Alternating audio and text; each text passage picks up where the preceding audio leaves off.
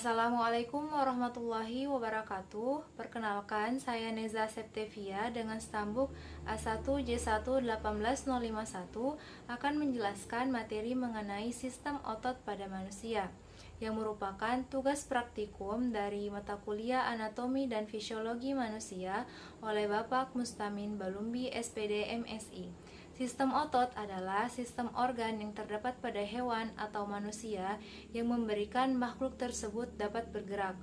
Dalam tubuh manusia terdapat 3 jenis otot yang berbeda, yaitu terdiri dari otot polos, otot lurik, dan otot jantung. Yang pertama otot polos, di mana otot ini memiliki sel yang berbentuk gelondong dan memiliki satu inti yang terletak di bagian tengah.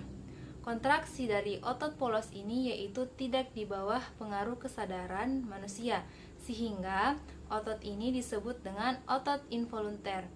Misalnya, otot ini terdapat pada saluran pencernaan, organ reproduksi, dan saluran pernafasan. Kemudian otot lurik. Otot lurik memiliki sel yang berbentuk silinder yang panjang dan tidak bercabang, dan memiliki banyak inti yang terletak di bagian tepi sel. Kontraksi dari otot lurik yaitu di bawah pengaruh kesadaran manusia, sehingga otot ini disebut dengan otot volunter.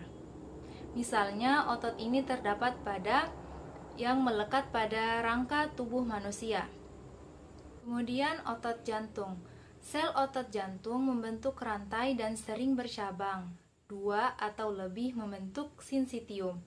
Otot jantung memiliki 1 atau 2 inti sel yang terletak di bagian tengah sel. Kontraksi dari otot jantung yaitu tidak di bawah pengaruh kesadaran manusia. Otot lurik disebut dengan otot volunter atau otot yang bekerja di bawah kesadaran manusia. Misalnya, otot ini terletak pada bagian wajah, yaitu tepatnya pada orbicularis oris. Kemudian selain bagian tersebut, otot lurik terdapat pada bagian bahu, pada bagian dada. Kemudian otot lurik terdapat pada lengan atas atau disebut dengan bicep brach. Kemudian terdapat pada lengan bawah atau extensor digitorum, terdapat pada bagian paha dan sartorus. Hampir seluruh otot rangka berawal dan berakhir di tendon, dan serat-serat otot rangka tersusun sejajar di antara ujung-ujung tendon, sehingga daya kontraksi setiap unit akan saling menguatkan otot rangka. Otot rangka memiliki 3 lapisan yang terdiri dari epimesium, perimesium, dan endomesium.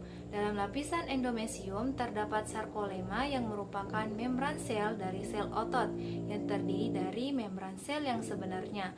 Kemudian ada miofibril yang terdiri dari filamen aktin dan miosin.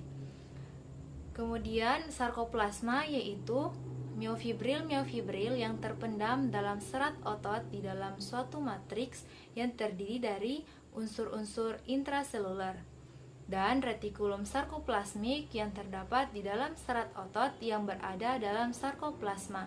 Mekanisme kontraksi otot yaitu dimulai dari adanya rangsangan dari otak melalui akson neuron motorik ke serabut otot.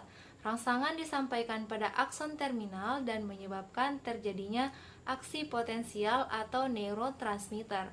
Neurotransmitter ini akan berjalan di sepanjang sel saraf yang akan melewati tubulus T, di mana di dalam tubulus T ia akan mensekresikan atau merangsang keluarnya ion kalsium, yaitu sebagai pembawa pesan kedua yang memiliki reseptor pada bagian aktin yang disebut dengan troponin.